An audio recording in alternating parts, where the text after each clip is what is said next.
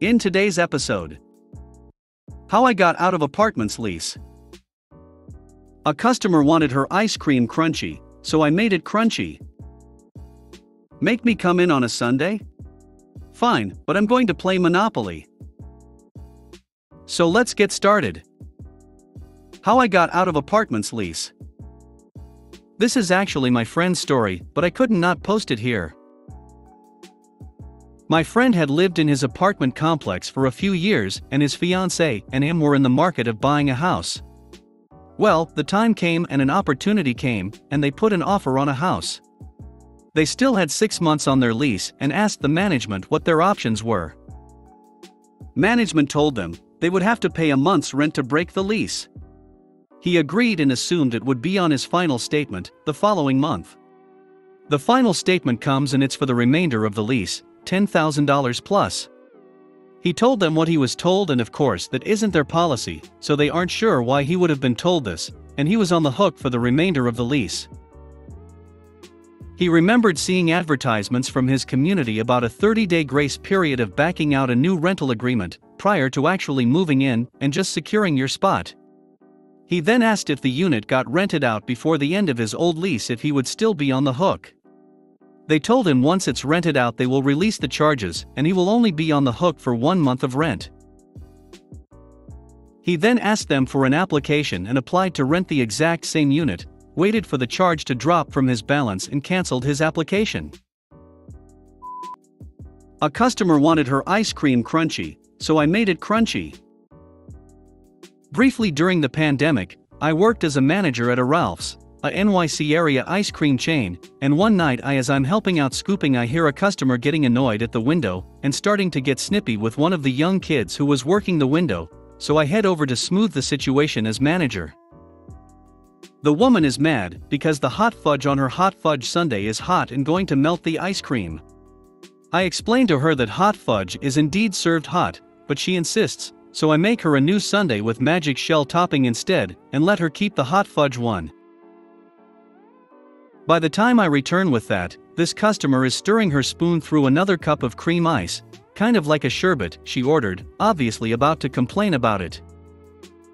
The flavor she ordered was called Graham Crunch, and she proceeded to tell me that there wasn't any Graham Crunch in it. That she orders this flavor all the time, and she knows that I am intentionally stiffing her. I tell her that this is just how the flavor is, and I don't name or make the ice cream, but she isn't having it. She wants me to fix it. We've got some crushed graham cracker topping in the back, so as she is berating me I just walk away from her and grab the entire container and come back to the window with it. At this point, we've got a line of people down the block, because this lady has held us up, so there are lots of witnesses to what I was about to do. Without breaking eye contact with her as she continues to tell me that I'm wrong about the ice cream I scoop 6 days a week, I open the lid of the container and empty the entire thing over her cup of the offending ice cream. Graham crackers are everywhere. Her ice cream is now definitely crunchy. She loses her mind at this and starts yelling at me she knows the owner and will get me fired. I tell her yeah, Steve is a nice guy, and she responds with I've known Steve a long time, to which I respond well his name is John. Get out of here and don't bother my employees for free ice cream again. Now sufficiently embarrassed in front of the long line of customers, the lady leaves in a huff and indeed never returns. The next few customers left us $20 tips in the jar to make up for her, so the kids who worked for me left with quite a bit more in their pockets than they normally would and realized that their manager had their back. Make me come in on a Sunday? Fine, but I'm going to play Monopoly. Years ago, I worked in the office of a distribution center for a builder's merchant, full of very petty us versus them types. Every July, there was a summer stock take over the weekend, which was compulsory, but overtime was paid.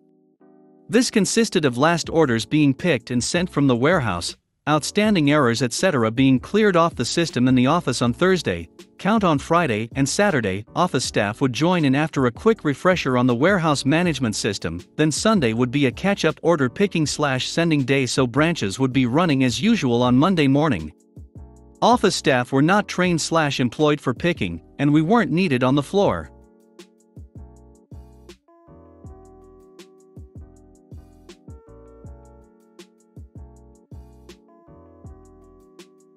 For several years we got away with not having to work on Sunday, but one year, the pettiest of the petty women caught wind of us not working on Sunday, and went to management to demand that we work it. If everyone has to work all weekend, that should be everyone. The DC manager told us that we would have to work it. We asked what we were supposed to do. Our job was to answer calls from branches, closed on Sunday, and sort out issues from the day's deliveries, which didn't happen on Sunday. Manager insisted, so we said that we would come in, but we were bringing party food and playing Monopoly since there was no work to do. Fine, do what you want, as long as you're here and in the office. Sunday comes, we stick to our word and have a lovely day playing Monopoly, eating treats, listening to music.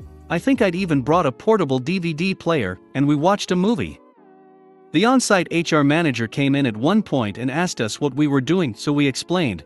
I could see her mentally calculating how much double time we were getting paid to play board games, and she stalked off to shout at the DC manager whilst we were in the clear.